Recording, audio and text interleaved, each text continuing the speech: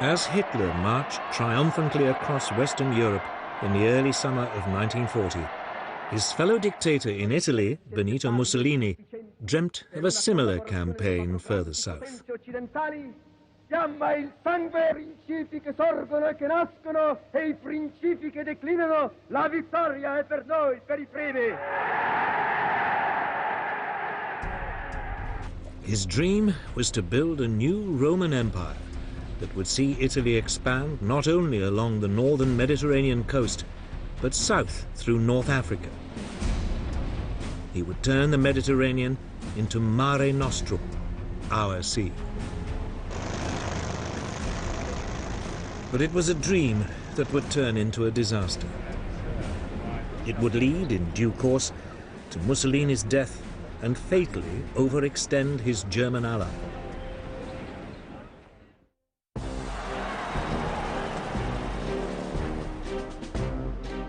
At the start of the war, Italy already controlled Libya and Abyssinia, Ethiopia today.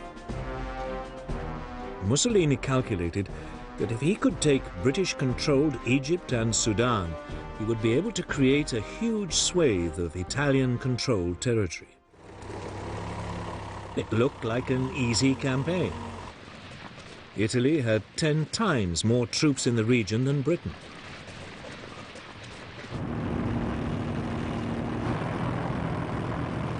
In September 1940, Mussolini invaded Egypt and captured the small coastal town of Sidi Barrani.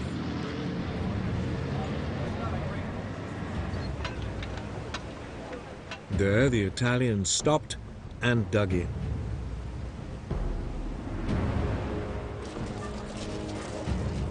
Britain gathered all available forces for a counterattack. On December the 6th, 1940, they moved in across the desert.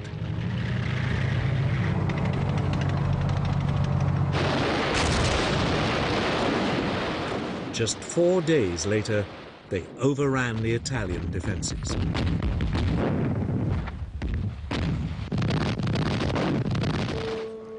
Nearly 40,000 Italians were taken prisoner.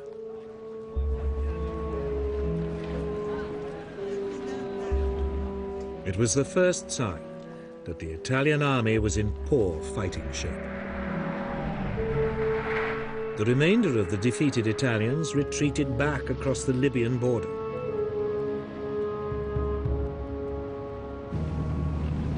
The British followed in hot pursuit.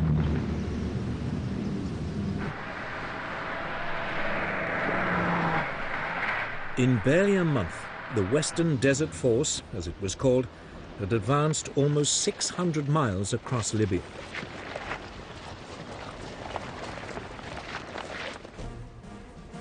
It now paused and dug in at the Libyan coastal town of El Agheila.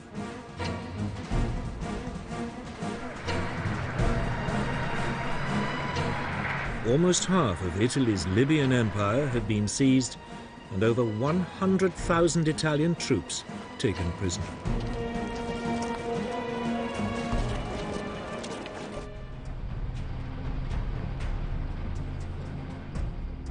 Meanwhile, to the south, British forces invaded Italian-controlled Abyssinia.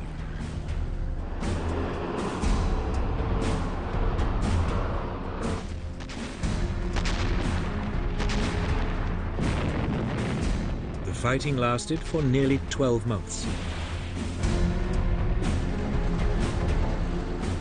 The rugged terrain made communications and transport difficult. But in the end, the Italians were forced to surrender.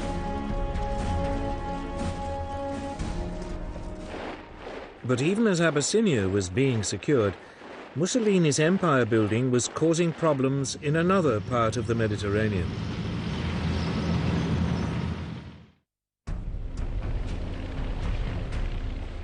Nearly 2 years earlier, in April 1939, as part of his plan for a new Roman Empire, Mussolini had occupied Albania. The following year, he demanded Greece become an Italian colony. When the Greeks refused, he invaded.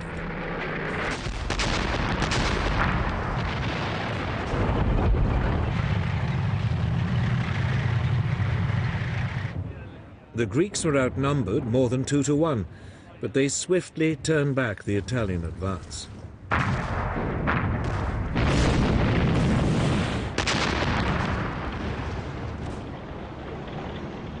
By the beginning of March 1941, the Italians had not only been pushed out of Greece, but out of much of neighboring Albania too. Britain's Prime Minister, Winston Churchill, promised help so the Greeks could finish the job. But Britain's forces were already heavily committed elsewhere. So it was that the British units in North Africa were told to abandon their Libyan adventure and ship much of the force across the Mediterranean to Albania.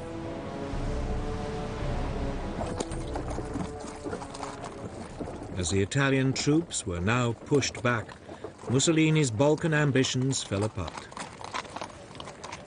The Italians were in deep trouble.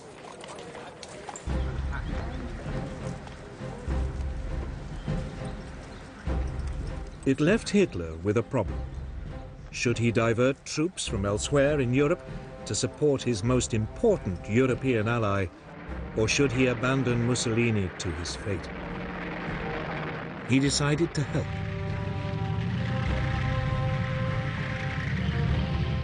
In April 1941, over 500,000 German troops swept down into Yugoslavia and Greece.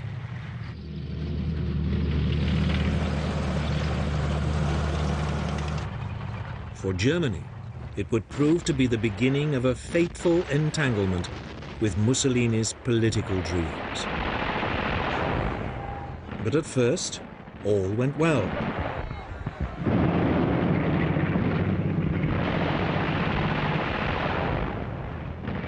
The Greeks, despite British help, were unable to hold the Germans back, and in late April, the Axis forces captured the Greek capital of Athens.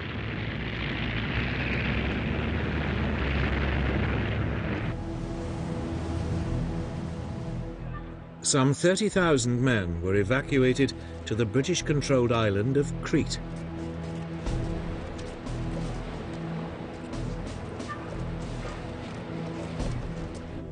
Hitler decided to flush them out.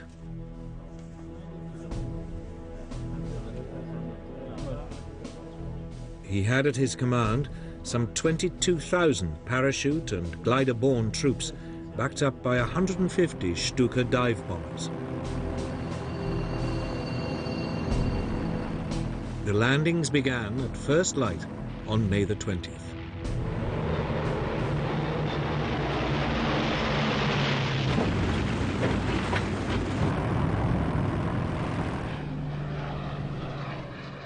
To begin with, they focused on the main airfields. The Allied forces were overstretched. There were incessant German air attacks.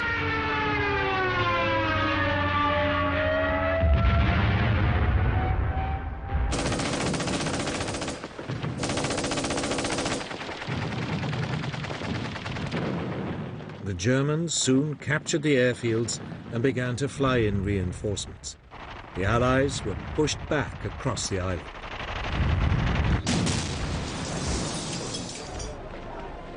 Two weeks later, it was all over.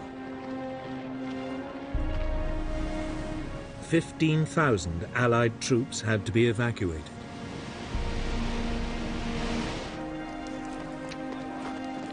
A further 18,000 were taken prisoner.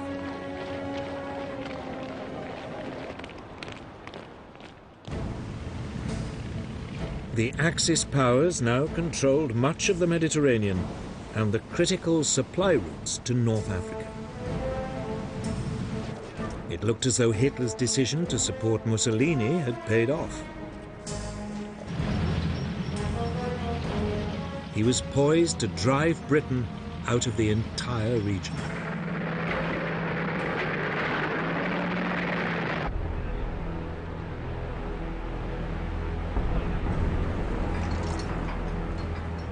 In February 1941, a junior German general arrived at the Libyan port of Tripoli.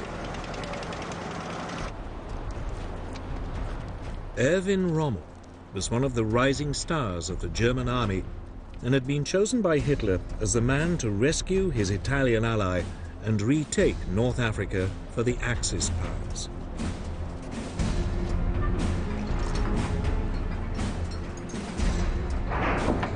The first units of his Africa Corps were soon landing. Some 16,000 men and over 100 tanks had been diverted from the European front. The Axis forces rapidly outnumbered the British troops, depleted by the war in Greece and Crete.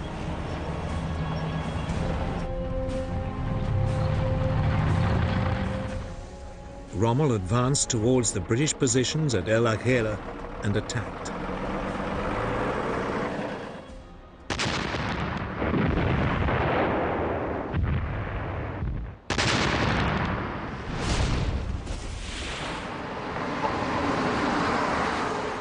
As the British fell back, Rommel pursued them. In a matter of weeks, the Allied soldiers had been pushed all the way back to the Egyptian border.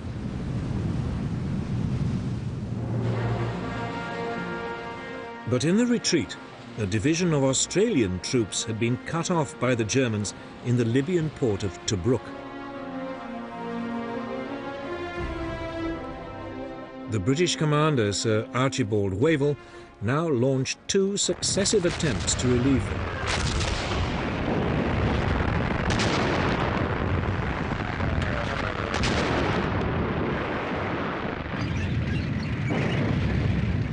Both were fought off by Rommel's now well-encamped troops. The Germans massively outgunned the British. Their 88mm anti-aircraft guns, when used against tanks, far outranged the British. Moreover, Rommel took advantage of the wide-open landscape to drive his tanks around the British forces, outflanking them time and time again. It would become his trademark tactic.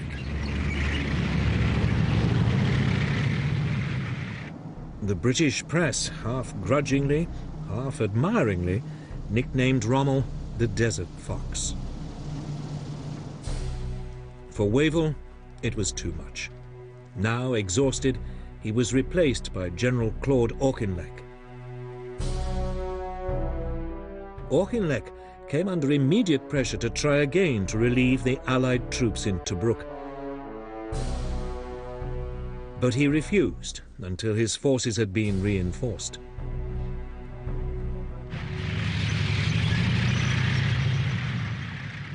Then, on November the 18th, 1941, he launched a major assault.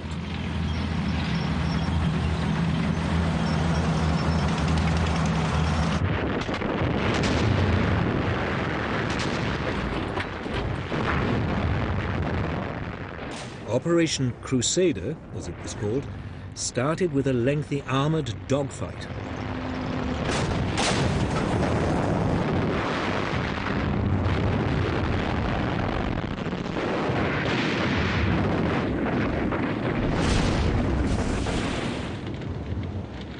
Again, the British tanks suffered heavy casualties.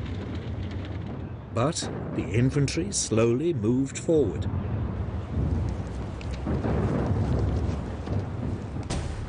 Finally, after a month of confused fighting, Rommel retreated. Tobruk had been relieved. The Axis units fell back along the coast, all the way to their starting point at El Agheila.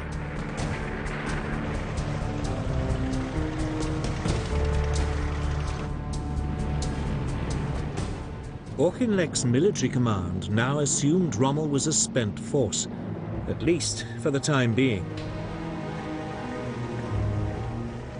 Its units were dispersed to bases along the coast for a badly needed refit.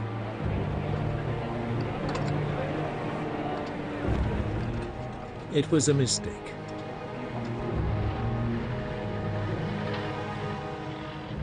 Two months later, in January 1942, Rommel's Africa Corps was back on the attack.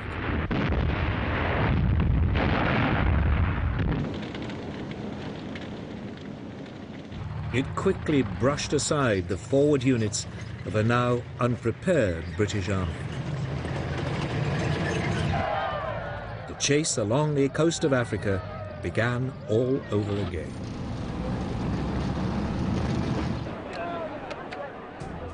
The Allies fell back towards a new defensive line just west of Tobruk.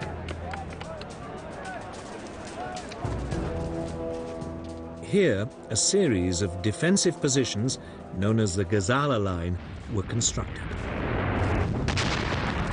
Rommel attacked it at the end of May 1942.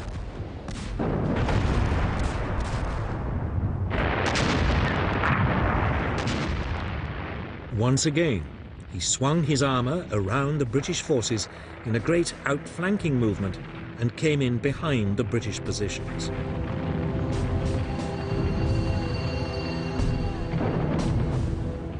But this time the British were prepared for it and tried in turn to outflank Rommel.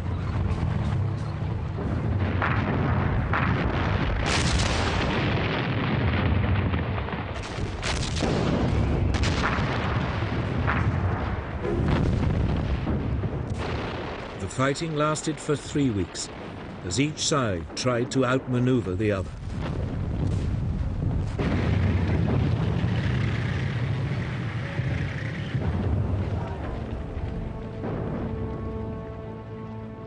Eventually, the British were forced to retreat. 3 days later, the Germans overran the Allied positions. Rommel pressed home his advantage.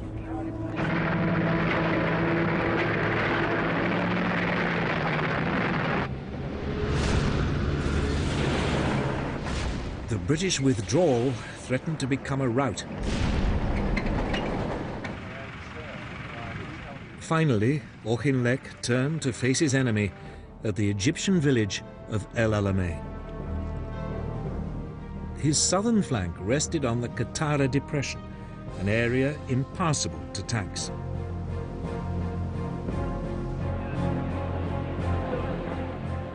On July the 1st, 1942, Rommel attacked again.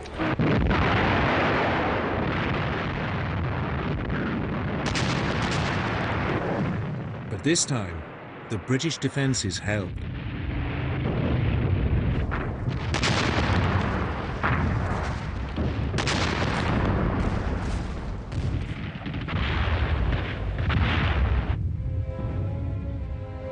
Rommel, with his supply lines stretched and now seriously short of fuel, was forced to give up.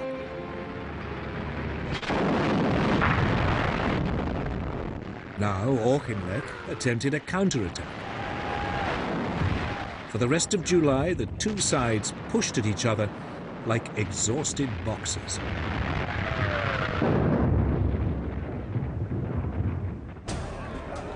Churchill was furious at the lack of British progress and now visited Egypt.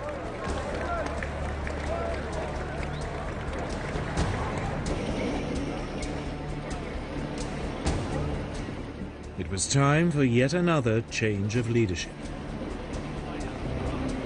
Auchinleck was replaced by not one, but two generals. General Harold Alexander as Commander-in-Chief near East, and General Bernard Montgomery as commander of 8th Army. The British and Axis forces had fought each other to a standstill. There was no clear winner, and the fate of North Africa still hung in the balance. Everything would now depend on whether the British could throttle the Axis supply routes across the Mediterranean.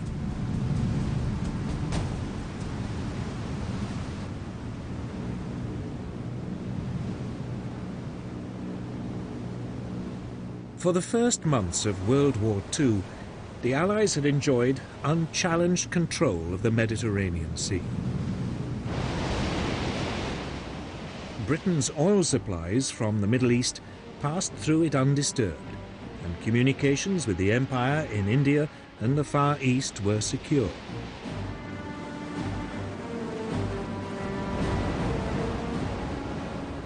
Italy's entry into the war changed all that. Its naval fleet was modern and well equipped. The Italians now concentrated their fire on the strategically crucial British-controlled island of Malta.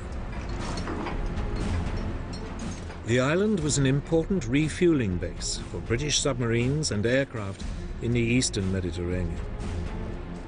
It had become the center for Royal Navy attacks on Italian and German supply convoys to North Africa.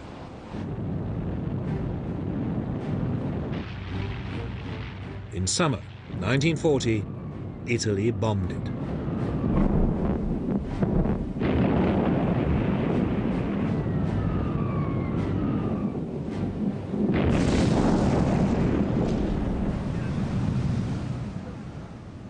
It was the beginning of a 2-year assault, which would inflict terrible suffering on the island's population.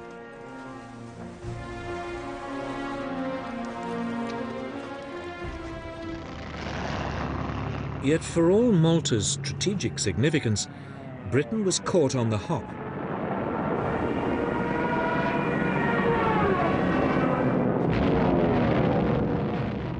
There were no fighter aircraft on the island to beat off the attacks.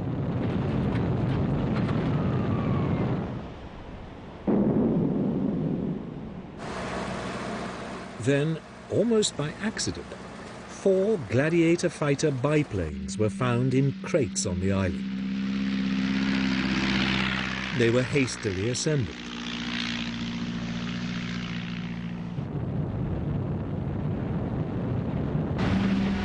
The aircraft put up a fierce resistance. For 3 weeks, the fate of Malta remained uncertain.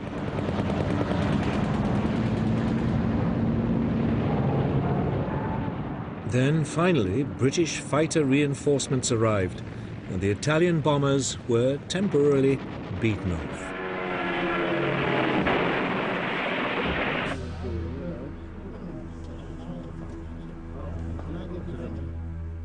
But it was now obvious to the British that they had to do something if they were to keep a toehold in the region.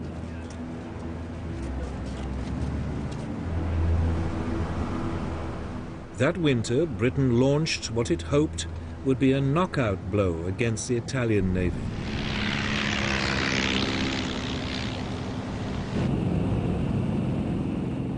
On the evening of November the 11th, 21 Swordfish torpedo bombers lifted off an aircraft carrier.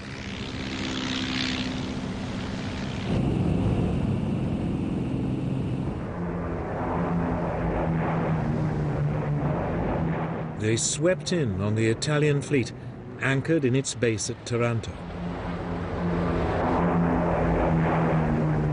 The Italians hadn't expected it.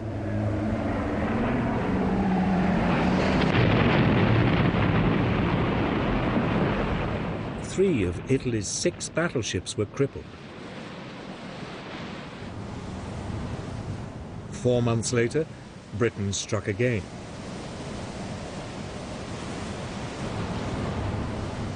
The Italian fleet was again caught off guard off the coast of Greece.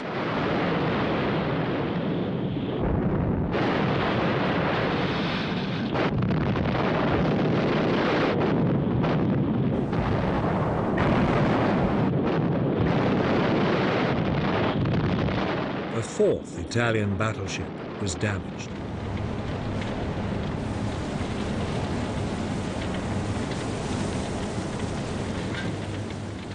Mussolini's challenge to the British Navy was finished.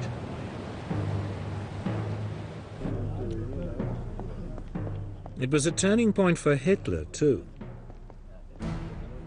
It was now clear that Italy could no longer be depended on to maintain control of the Mediterranean.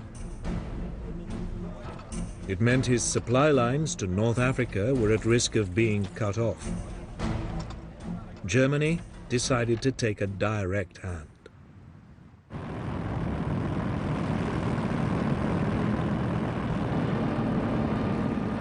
In early 1941, the Luftwaffe bombed Malta.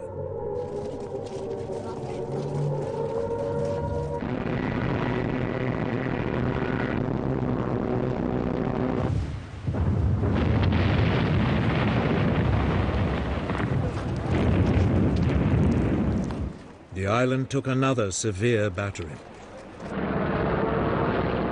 The attacks continued, month after month. Yet the British garrison hung on.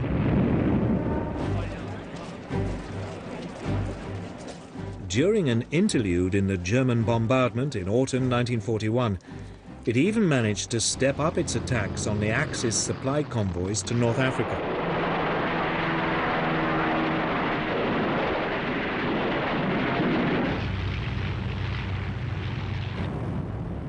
Then the Luftwaffe resumed the assault.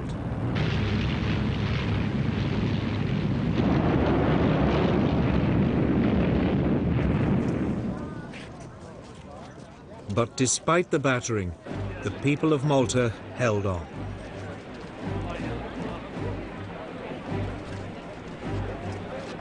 The following spring, in April 1942, they received a unique honor for the heroism they had shown under 4 months of devastating Axis bombardment. The island was awarded the George Cross, Britain's highest award for civilian courage.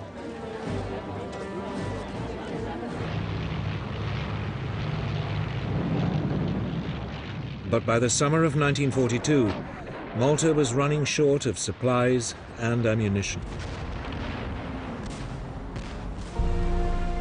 In mid-June, the British Navy sent convoys from Gibraltar and Egypt to relieve it.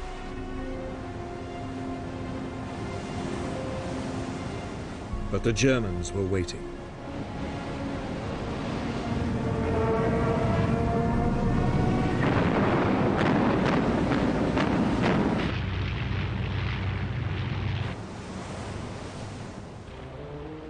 Just 2 of the 17 ships got through.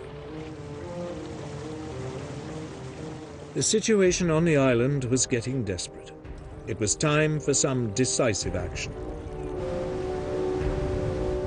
In August, Britain launched Operation Pedestal, the biggest convoy ever sent to Malta. 14 merchant ships entered the Mediterranean through the Straits of Gibraltar. They were accompanied by a large naval escort.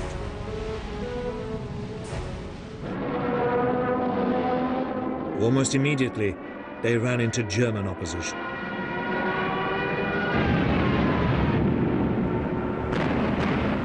For 3 days, there was a ferocious sea battle as Axis submarines and aircraft attempted to stop and sink the convoy.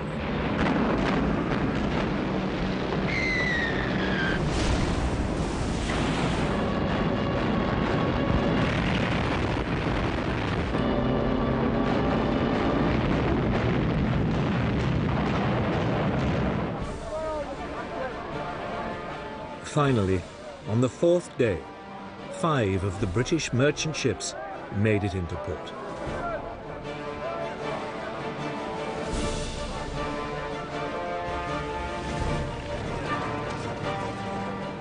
They brought with them just enough supplies to keep the island going. Malta had been rescued. It meant the Allies could continue to harass the Axis supply lines to North Africa.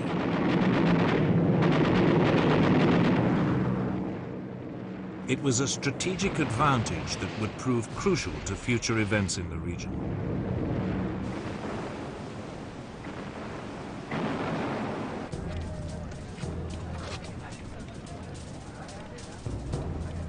In North Africa, Churchill's orders to his new team, Generals Alexander and Montgomery, were simple. Destroy the army commanded by Field Marshal Rommel.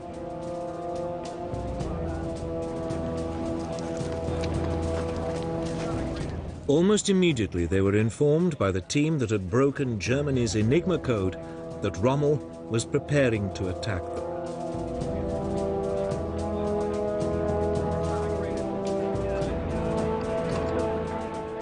Montgomery assumed the Desert Fox would try another of his outflanking moves and fortified the ridge of Alam Halfa, just to the southeast of El Alamein.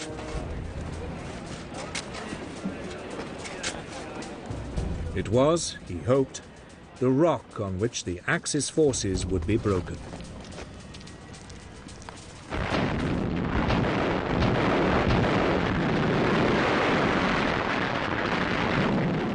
When it came, the fighting lasted for 3 days.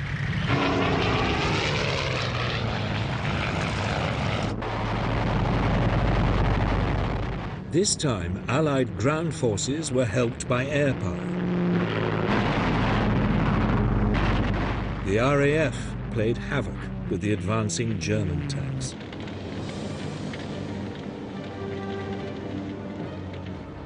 Rommel was forced to give up, and, short of fuel again, he pulled back.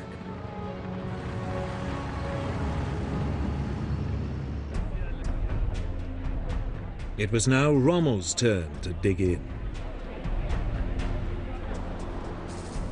He chose a line between the impassable sand sea of the Qattara Depression and the Mediterranean coast.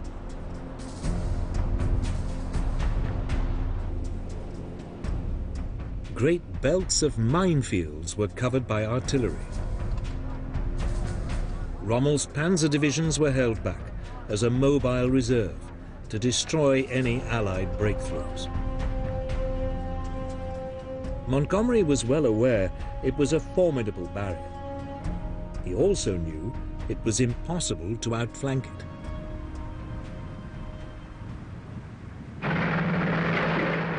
His only option was to punch his way directly through the middle of the Axis defenses.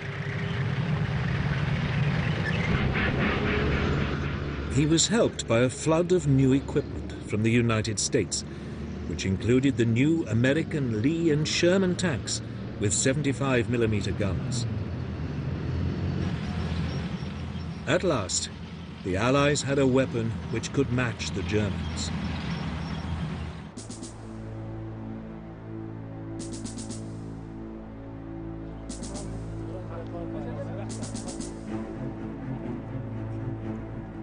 Finally, on the evening of October the 23rd, 1942, the British opened up an artillery bombardment on Rommel's positions.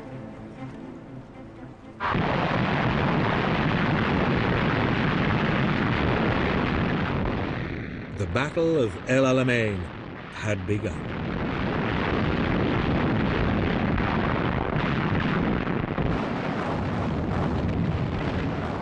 Under cover of the bombardment, Allied engineers moved forward to clear paths through the Axis minefields.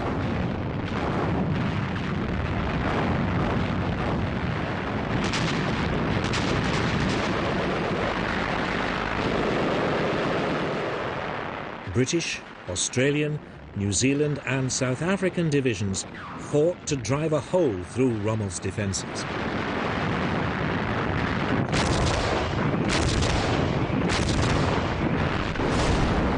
Rommel's artillery took a terrible toll. Casualties mounted on both sides.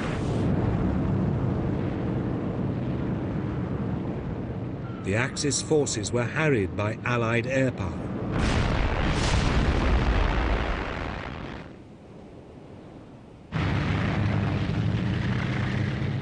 Finally, after 10 days of fighting, the Allied forces broke through. The following day, Rommel retreated.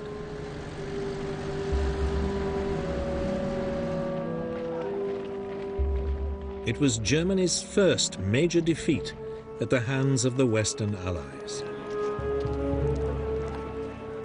Churchill was triumphant. Ah, this is not the end. It is not even the beginning of the end. But it is perhaps the end of the beginning.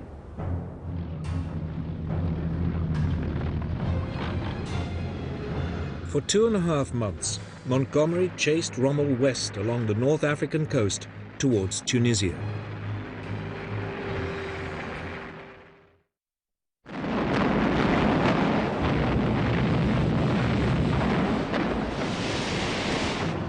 Meanwhile, an Anglo-American force had landed 1,000 miles to his rear in French North Africa, Morocco and Algeria today.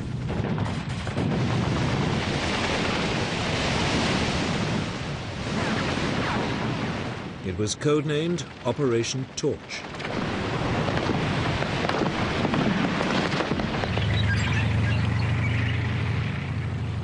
The Allied First Army was soon moving eastwards towards Tunisia.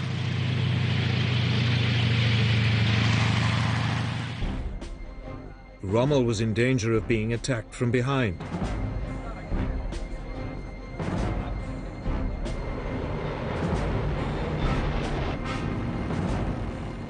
Over the next few days, the Germans flew in tens of thousands of troops from Europe to save Rommel and shore up the German position in North Africa.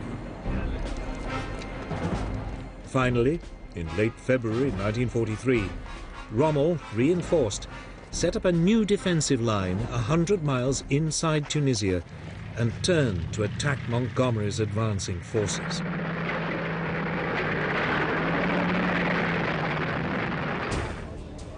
But Montgomery had been forewarned by the Enigma codebreakers, and his troops were waiting as the German tanks rolled forward.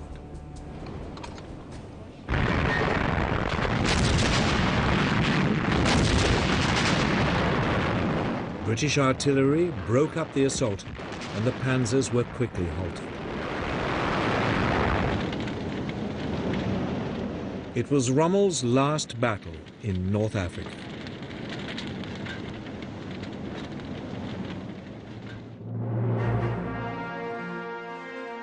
He now returned to Germany to beg Hitler to abandon the North African campaign. But Hitler refused.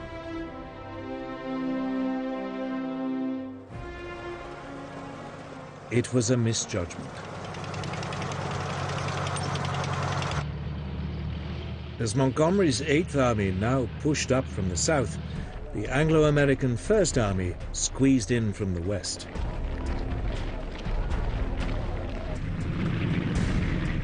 On May the 7th, US forces took the port of Bizerta. The British 7th Armoured Division, the famous Desert Rats, drove into Tunis.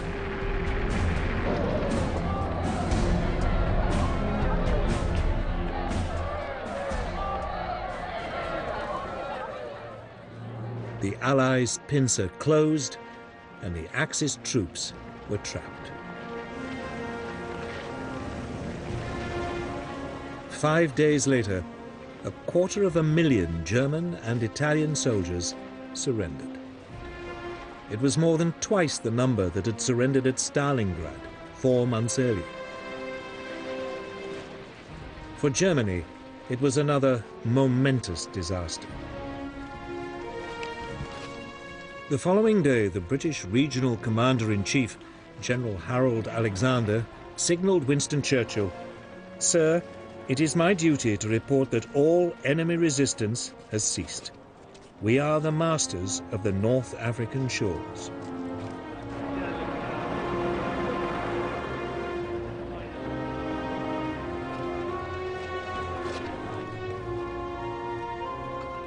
Mussolini's gamble in North Africa had taken a terrible toll on German resources.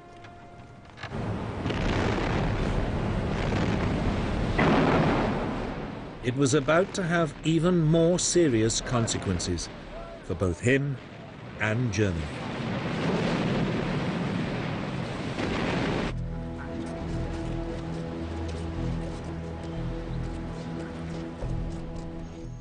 In January 1943, at a conference in the Moroccan city of Casablanca, Churchill and Roosevelt agreed to open a new front on German-dominated Europe. The obvious target was Italy, seriously weakened by its North African failures. The only question was, where should the invasion begin? Should the route go via Sardinia or Sicily? The Allied High Command chose the Sicilian route, but to throw the Germans off the scent, they organized a deception plan.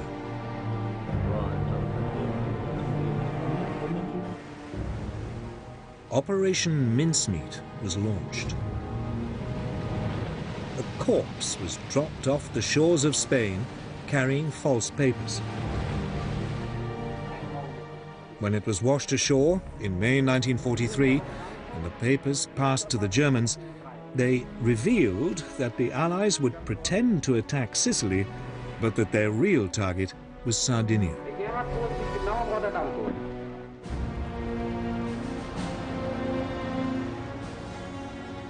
Enigma code breakers soon confirmed the Germans had fallen for it.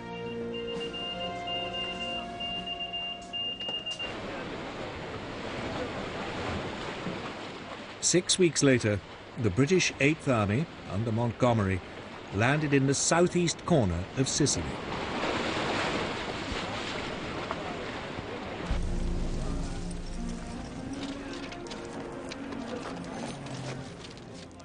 The Italian coastal troops presented few problems.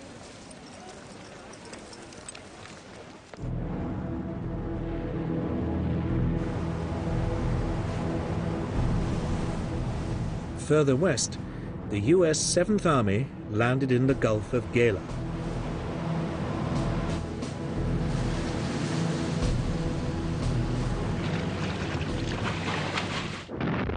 The Italian resistance was again overwhelmed.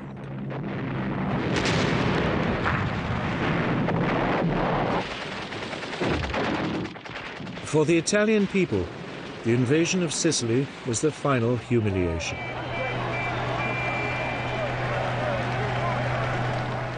Mussolini was overthrown in a popular uprising. The new government now opened secret talks with the Allies for an armistice.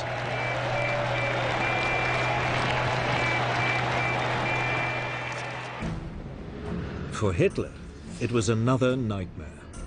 He was now forced to pour in yet more scarce resources to protect his southern flank. He told his commanders that even if Italy surrendered, they should fight on.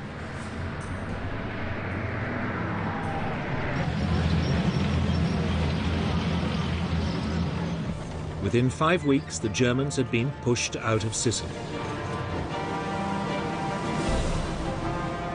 The Allies now crossed to the mainland and pushed up through the country.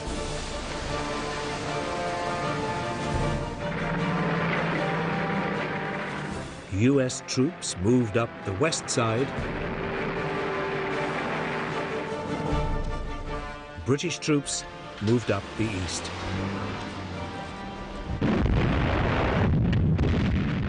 The Germans fought back savagely all the way.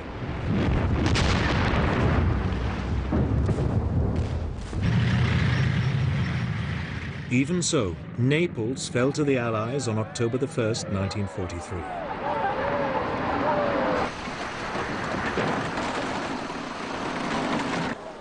But then their progress was slowed by autumn rains and skillful German rearguard attacks.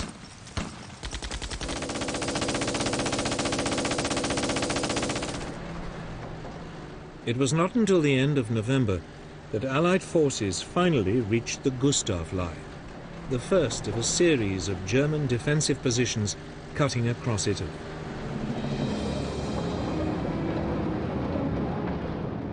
British troops managed to break through at the eastern end of the line, but winter was setting in, and bad weather forced them to halt.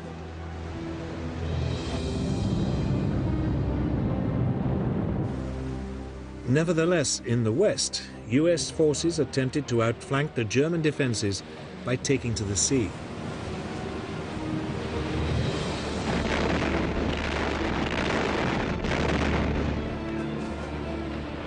They landed on January the 22nd, 1944, 60 miles to the north at the point of Anzio.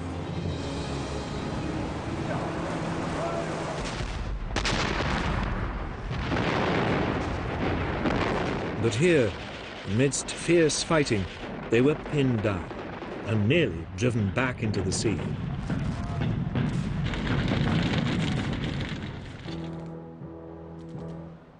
The Americans remained trapped at Anzio for the rest of the winter and into the spring.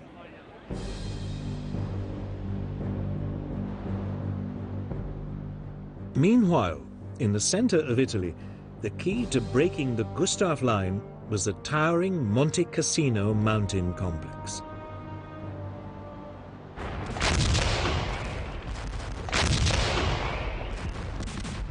As spring came, there was a series of attempts to capture it.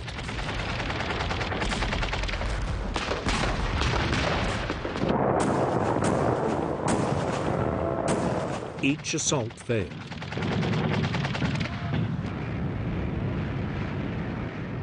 In desperation, the Allies bombed the historic monastery on the summit.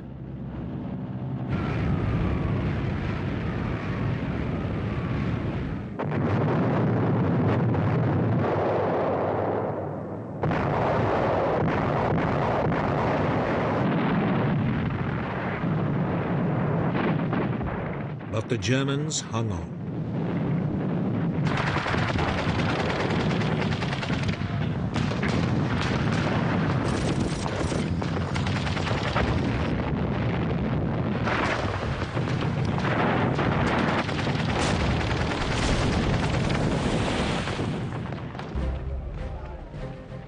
Finally, in late spring 1944, as the weather improved, the Allied forces broke through the German lines. Simultaneously, the Americans broke out of Anzio. The Allied forces now moved swiftly north to Rome.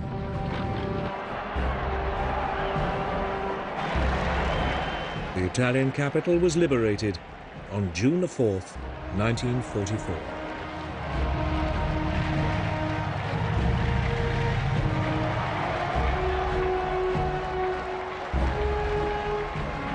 For Hitler, it was another blow. He was now hanging on to Italy by his fingernails.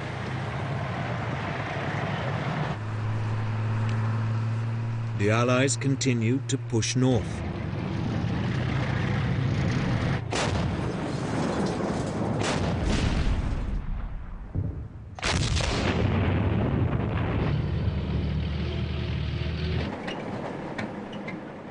The German defenders finally fell back to the formidable Gothic line, just north of Florence.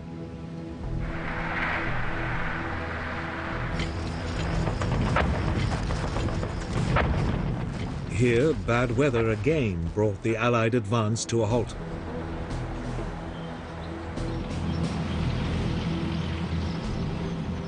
It wouldn't be until the spring of 1945 that the campaign could resume and Italy was finally won.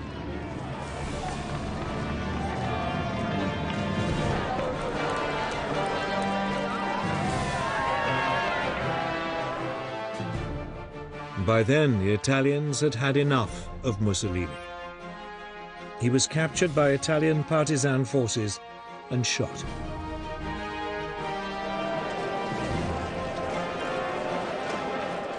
His corpse was hung by its heels in Milan. Mussolini's war had been a catastrophe for himself and his country. It had also left the German southern flank dangerously exposed. The German army was now overcommitted, short of troops, and retreating on all fronts.